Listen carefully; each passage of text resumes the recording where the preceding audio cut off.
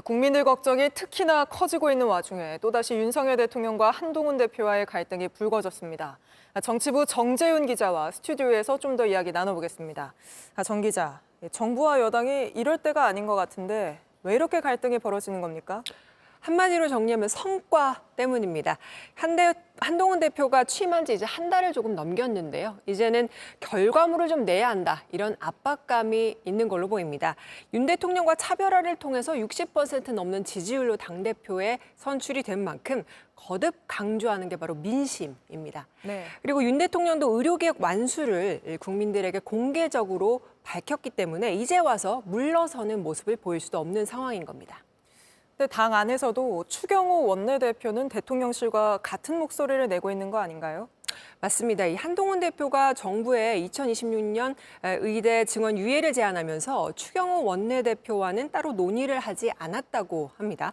추 원내대표가 코로나에 걸렸다가 5일 만이 오늘 다시 복귀를 했는데요. 그렇다고 하더라도 당 지도부에서는 관련 논의가 제대로 이루어지지 않은 겁니다. 한번 이야기 들어보시죠. 유예와 관련해서 구체적으로 사전에 심도 있게 상의를 하거나 그런 적은 없었습니다.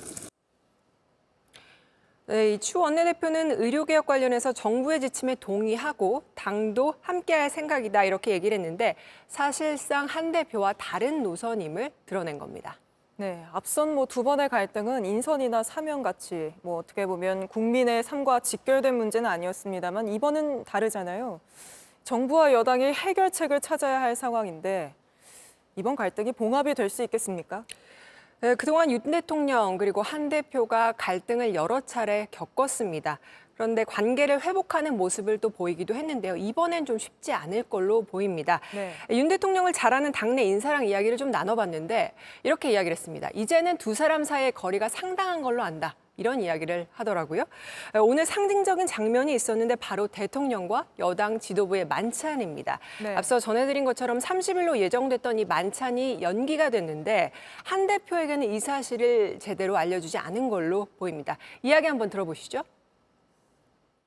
그거 모르겠고 제가 따로 얘기 들은 건 없는데요.